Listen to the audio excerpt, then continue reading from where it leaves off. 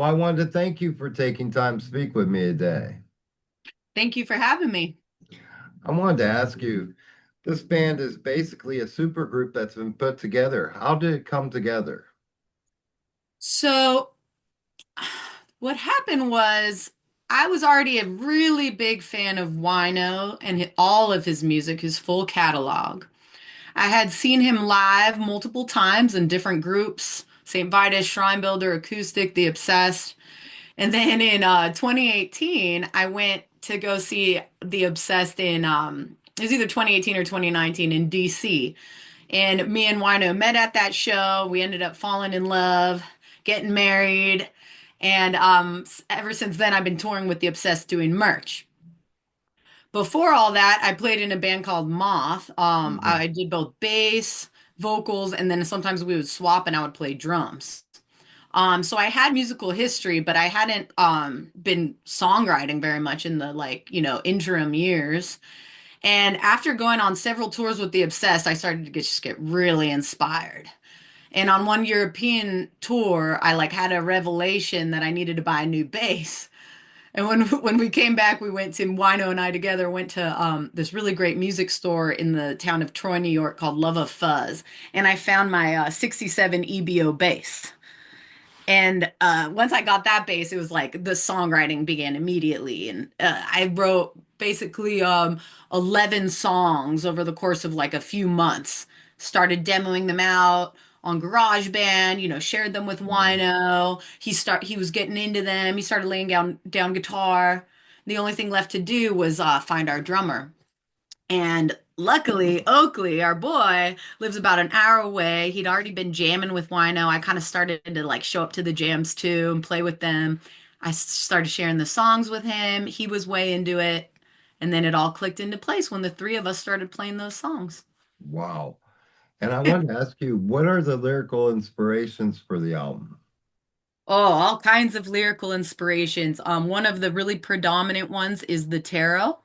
You can see that in the name of the band, Ritual Arcana, like referring to the major and minor arcana of the tarot. Um, all things supernatural and all things natural. Life, death, grief, bliss, Yeah. the whole spectrum. Touring, our rock and roll tribe, the special kind of feeling we get when we all gather together in the name of rock and roll. Um, yeah, there's a lot of different directions, and I think that, you could hear it on the album. Some's really doomy and heavy. Other stuff is straight up rock and roll, groovy, good time Right. music. And I Yeah. think and I think that's the amazing thing about the arts is that we have all this conflict all around the world, but one thing we all join together in is our love of the arts. And it's so healing, It's like it can be catharsis for the heavy stuff, and it can elevate the vibration of a celebration, So Sure. it's so important. That's why, I love all the arts, from music to visual arts to poetry to film, and that's why it's so important to keep them and not let AI be like whatever, all that bullshit. Right. And there's a ton of it out there, and it's sad to see. Yeah, but the arts will prevail, I believe. It's just part of Sure. humanity, don't you think? Yeah. I think and another thing is and it's almost immediately spotted once you listen to it because the vocal patterns are just too perfect. Too perfect. That's a good way to put it because I was thinking about that. And personally, I would always take passion over perfection. You know what I mean? It's Yes. like, it's great when someone is an incredible artist. It's their craft has been honed, but perfection doesn't always have all the soul. One song that really sticks out to me is Occluded. I wanted to ask if you could speak on that track. Oh, definitely. Okay. So a cool thing about Occluded is that is the track that Wino wrote. So I wrote, we recorded the album with 10 songs on it. There's two bonus tracks that we decided didn't make it on the album because it didn't exactly fit like the narration of the album, the story arc. But so we had nine of mine on there, and Wino contributed "Occluded," which is such a badass song. Yes. I loved it from the first time he showed it to me. And he also had the lyrical concept for it, but he just kind of wrote it down and he gave me the full freedom to phrase it and sing it the way that was instinctual for me. So in that sense, we collaborated on it like lyrically. But yeah, that was the one Wino brought to the table. And I think it's a little bit got like, the meat, like the obsessed in there. Yeah, It's like riff. absolutely. Yeah. So it ended up being kind of perfect for the second track on the album, kind of speaking to, the struggles, but the light prevailing. And the album artwork, I wanted to ask you, will that be the symbol of the band moving forward? Yes, I think that's pretty much set in stone. It came to me a long time ago. It's funny, on my phone from like several years ago, I have the prototype art with those three symbols.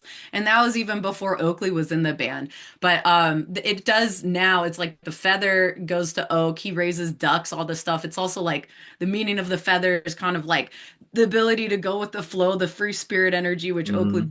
preaches. Wino, of course, is the sword. He's the protector. He sees, any possible threat and counteracts it well ahead. He's like the protection energy. And then the key I've always identified with, it's the symbol of the goddess Hecate, who's a dark goddess. And of course, like to access different kinds of dimensions, vibrational frequencies. So those three, I think, it fits us well. So we'll carry forward with those. I carry the symbol of the key on my ring as well.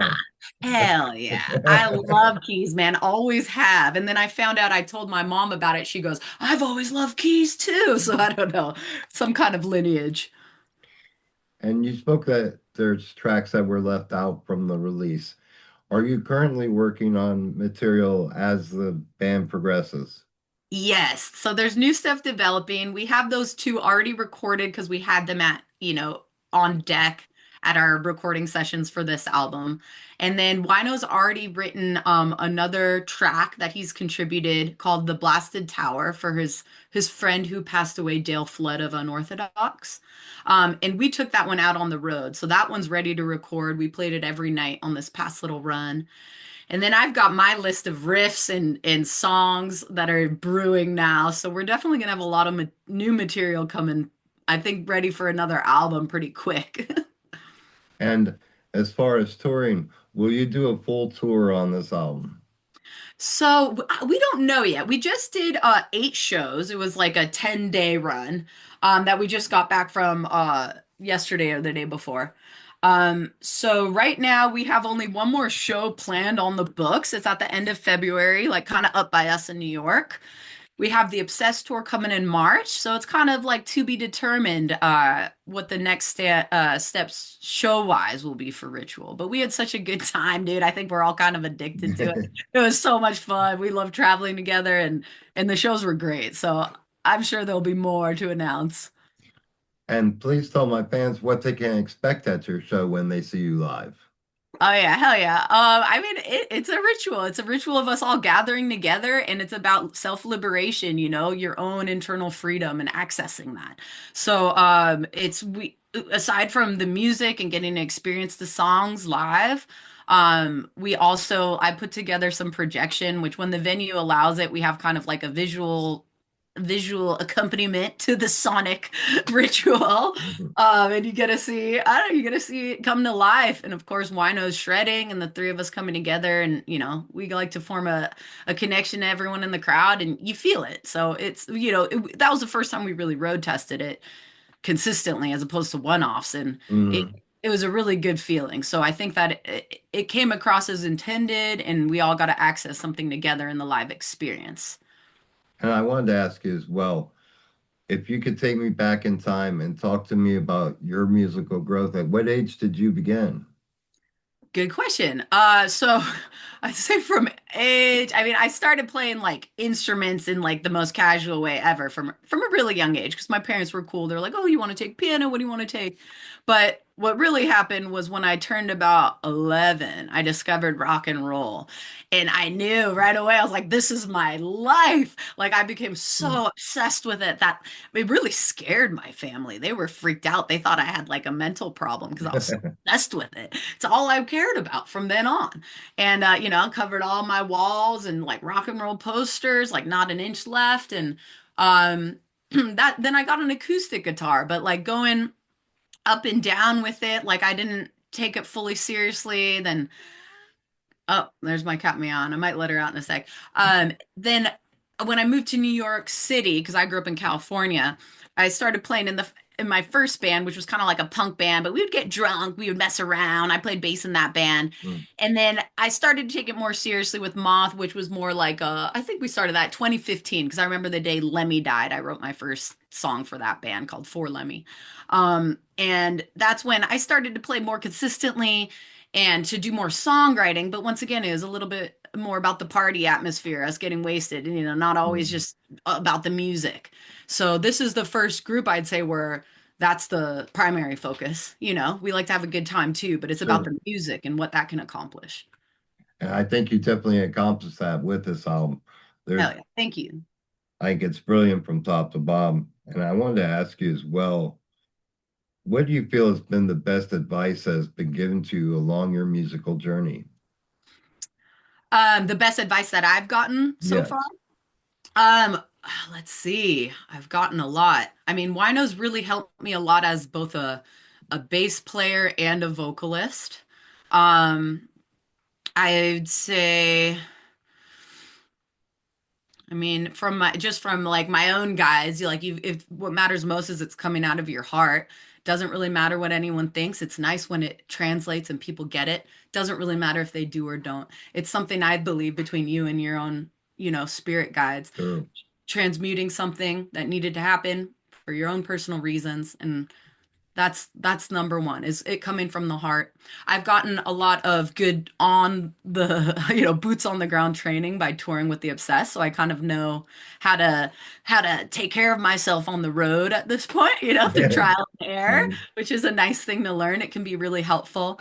But yeah, I mean, yeah, Wino's given me so much good advice. He's kind of my mentor, or I like to call him my dementor. And you've made this amazing album from top to bottom. I wanted to ask, what is the best way to get a copy of this album and any merchandise that you have? Oh, cool.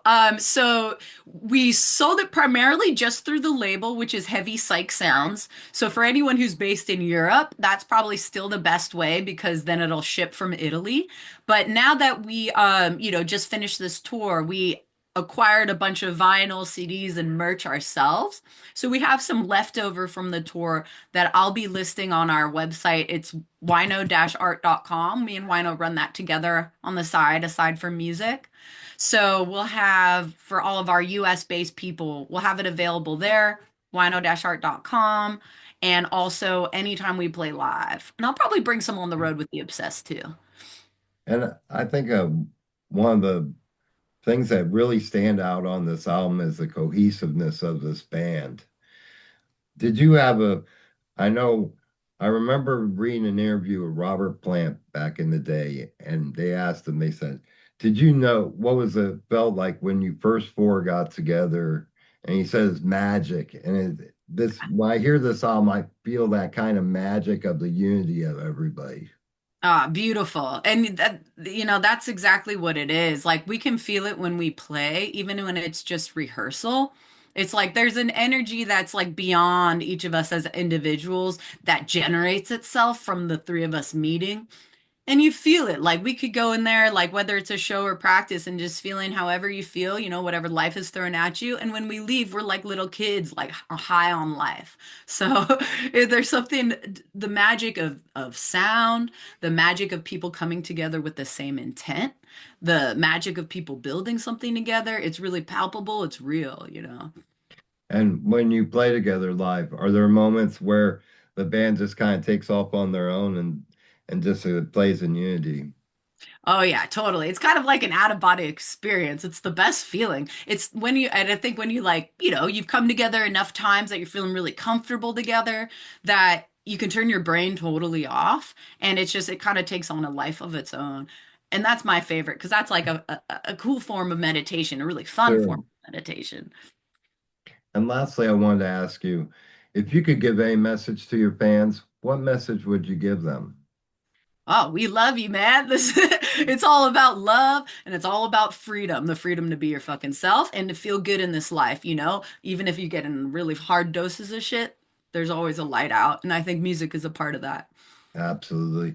I wanted to thank you for taking time to speak with me and also for Yeah. creating what I think is one of the best albums I've heard in quite some time. Oh, fuck yeah. Thank you, brother. I appreciate that.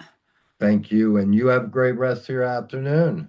Thanks, you too. Let's All talk right, to you again soon. all right, talk to you soon. Thank All you. right, later. Later.